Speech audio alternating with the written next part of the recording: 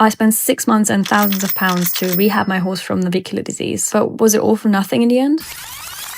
Hi, I'm Kat and I'm an equestrian living in London. And last year my mare was diagnosed with navicular disease. And this is part 2 of my series all about her rehab. Let's continue with our recap where we left off in part 1. After 2 successful months of rehab, I messed up. I was fixing some poles and not paying attention, and she got loose during a session. And I think she felt like becoming a racehorse. Now, while this isn't necessarily tragic, especially in an empty arena, she pulled her left shoe off. And she did it in a way where months and months of progress on her hoof growth were erased in seconds. While my farrier managed to reattach it was literally hanging by a few nails. And my friends from the UK will know what the fields are like in the winter. It's already hard to keep shoes on as it is, let alone one that could fall off by just looking at it wrong. And if she ripped off any more of her hoof, it would be impossible to reattach. And that in turn would be terrible for her navicular issues. So we're back on farrier's formula and we're back on box rest. I'm just hoping and praying that this hoof grows. By the end of January, it had improved enough for her to go back out again, which I was very happy about. But then within the next month, she pulled it off twice more. And at this point, I'll be honest, I was feeling hopeless. My plan B, if rehab failed, was always to retire her on the field. But how can I do that with her constantly ripping off half of her feet? And before you suggest to take them off, even if she miraculously kept her hoofs whole, her feet would deteriorate exponentially with the navicular issues being kept in check by her special shoeing. So it's not really an option. And that wasn't the only issue. While she stayed in to recover, she developed a rotating pelvis, and that made her walk like a crooked man. And in addition to that, she also had cellulitis, which got worse by her staying in. And at that point, I felt really lost as to what to do. She needed to go out for these issues to be fixed, but it would be detrimental to her hoofs. And I asked myself, what do I do with a horse that can't work, but also can't go into the field? This completely eliminated my plan B. And let's be honest, living in a box for the rest of her days was not a life I would want for any horse. I'm not proud of it, but in full transparency, this was the first time I ever seriously gave PTS a thought. But equally, the thought of not having her around is devastating. And I'm so grateful because my trainer pulled me out of this hole. Yes, we can't fix the hoof instantly, only time can, but we can try and get her muscles back, rehab her more intentionally, and try and improve her remaining issues by proper exercise. And that brings us to now. It's been roughly 4 weeks since we have upped her rehab program, and her hoofs are growing and spring is finally upon us. Things are looking up again for the first time in a while, and we're only just getting started. So follow us along on our rehab journey. Let me know if you have any questions or any topics that you want me to talk about,